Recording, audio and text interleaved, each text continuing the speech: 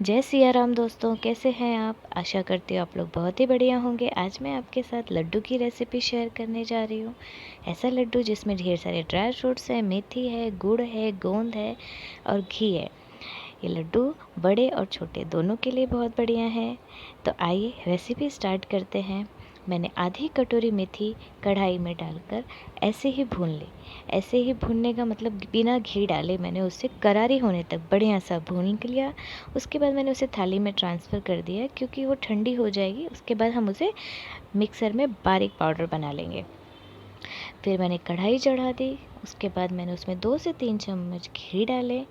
1 कटोरी बादाम मैंने घी में डालकर भून लिया।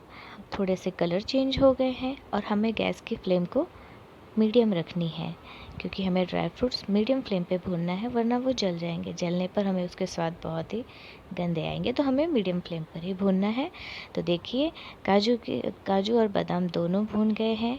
दोनों को मैंने थाली में ट्रांसफ़र कर दिया है। अब करीबन 1 कटोरी में मैंने पम्पकिन सीड और वाटरमेलन सीड दोनों को लिया। दोनों को मैंने घी में फिर से डाला और उसे भूनना स्टार्ट कर दिया। अब ये भूनने के समय थोड़े से चुटपुट से आवाज़ आने शुरू हो जाती है जब ये भून जाते हैं, जैसे बबल्स बनते हैं उस तरह से। तो इसे भी मैंने भून लिया घी में। उसके बाद मैंने इसे भी थाली में निकाल कर ट्रांसफ़र कर दिया है करूँगी। और जितने भी ड्राई फ्रूट्स होते हैं ना, सारे ड्राई फ्रूट्स को घी में भूनने से उनकी सेल्फ़ लाइफ बढ़ जाती है। तो जब ये लड्डू हम खाते हैं तो हमें वैसे ही स्वाद आता है। करीबन हम ये लड्डू बनाकर 1 महीना तक स्टोर कर सकते हैं और बहुत ही बढ़िया लगते हैं लड्डू खाने में। तो पम्पकिन सीड और वाटरमेलन सीड तो हो चुके। फिर उसके बाद मैंने थोड़े से सनफ्लावर सीड थे, उन्हें भी मैंने भून लिया। उसके बाद फिर मैंने कढ़ाई में घी डाला 2 चम्मच और किशमिश लिया। किशमिश को भूनना स्टार्ट किया। किशमिश जब फूलने लगते हैं तो किशमिश पूरी तरह से समझिए कि फ्राई हो चुके हैं। अब वो घी में बहुत ही बढ़िया कलर आ गया था भुनने पर किशमिश का। तो देखिए किशमिश भून चुके हैं। किशमिश को मैं निकाल ही रही हूँ। साथ ही थोड़ा सा मेरे पास अखरोट था, तो मैंने उसे भी भून लिया। कुछ ड्राई फ्रूट्स मैं लेकर आई थी, कुछ मेरे पास थोड़े पड़े हुए थे, तो उसी अंदाज में मुझे पास जो जो थे मैंने सारी चीज़ों को डाल दिया। तो किशमिश निकालने के बाद मैंने अखरोट को भी अच्छे से भून लिया है। अब मैं उसे भी भूनकर उसी थाली में सबको एक साथ में ट्रांसफ़र करके रख दूँगी। अब मेरे पास में करीबन 1 कटोरी छुहारे थे, सूखे खजूर, तो उन्हें भी मैंने घी में बढ़िया सा भून लिया है। घी में भून कर जब खुशबू जो आती ना, बहुत बढ़िया सी खुशबू आ रही थी सारे ड्राई फ्रूट्स को भूनने पर घी में।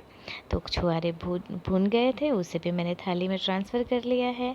थोड़ी सी चिरौंजी थी, उन्हें भी मैंने भून कर किशमिश के साथ रख दिया है, क्योंकि उसे हमें पीसना नहीं है। उसके बाद मैंने 2 कटोरी मखाने लिए, उन्हें भी मैंने घी में थोड़ा भून लिया बढ़िया सा। उसका थाली में ट्रांसफ़र कर दिया। अब देखिए मेरे पास में करीबन आधी कटोरी गोंद थी, करीबन 100 ग्राम, तो उसे भी मैंने घी में बढ़िया सा भून लिया है। उसे भूनने में मज़ा ये आता है कि वो फटाफट फूल जाते हैं और सारे फूल जाए वो बहुत बढ़िया है।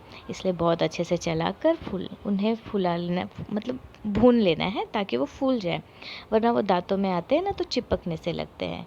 अच्छा, सब भूनने के बाद मैंने कढ़ाई में 2 चम्मच घी डाला, 2 चम्मच बेसन, उसे खुशबू आने तक बढ़िया सा भून लिया है। उसके बाद 1 कटोरी मैंने उसमें आटा डाला। आटा डालकर मैंने थोड़ा सा घी और डाल दिया और उन्हें घी छोड़ने तक पका लिया और बहुत बढ़िया खुशबू आ रही थी। तो अब इसे मैंने निकाल कर 1 कटोरी में ट्रांसफ़र कर लिया। उसका कलर भी चेंज हो गया था और बहुत बढ़िया खुशबू आ रही थी बेसन और आटे की। फिर मैंने 2 चम्मच घी डाला, उसमें 1 चम्मच सौंठ पाउडर डाला और जितना भी मैंने सामान लिया था उसके अंदाज से मैंने करीबन पाव किलो से कम गुड़ लिया, जिसे मैंने कढ़ाई में डाल दिया, अच्छे से चलाकर छोड़ दिया। वो धीरे धीरे अब मेल्ट हो जाएगा। अब देखिए मैंने मेथी भी पीस के रख लिया है और एक बड़ी सी थाली में ट्रांसफ़र भी कर दिया है। उसी तरह मैंने सारे ड्राई फ्रूट्स को एक बार मिक्सर ग्राइंडर में डाला और थोड़ा दरदरा सा पीस कर फिर बड़ी थाली में ट्रांसफ़र कर लिया है।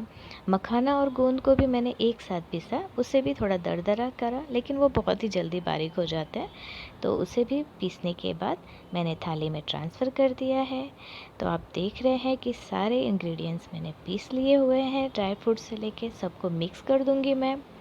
इन सबको मिक्स करने के बाद में मैंने कटोरी में जो बेसन और आटे का घोल बनाकर फ्राई किया था। सूखे सूखे आटों को जो बनाकर मैंने रखा हुआ था उन्हें भी मैं इसमें ही डाल दूँगी। वो थोड़े गर्म है तो मैंने उसे पकड़ा हुआ है इसी तरह से। फिर मैंने उसे अच्छे से डालकर धीरे धीरे पहले उससे मिक्स कर लिया, और उसके बाद मैंने उसमें जो हमारा गुड़ पिघल चुका था उससे भी थाली में ट्रांसफ़र करके धीरे धीरे मिक्स करने के बाद देखिए इस तरह से हो गया। और हल्का सा हाथ में घी लगाकर देखिए मैंने लड्डू बनाना स्टार्ट कर दिया। लड्डू बहुत बढ़िया बने थे दोस्तों। आप एक बार ट्राई ज़रूर करना। मेरी वीडियो अच्छी लगी हो तो लाइक करें, शेयर करें। जय सिया राम दोस्तों, थैंक यू।